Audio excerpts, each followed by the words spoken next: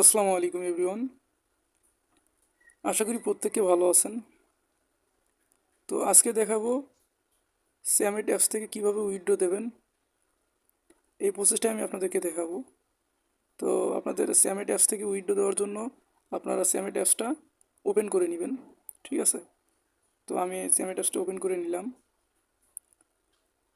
তো নেওয়ার পর আপনাদের সামনে এরকম একটা ইন্টারফেস আসবে। আপনারা অবশ্যই এই যে এখানে নিচে দেখতে পাচ্ছেন একটা পুতুলের মতো আইকন আছে, এটাতে ক্লিক করবেন।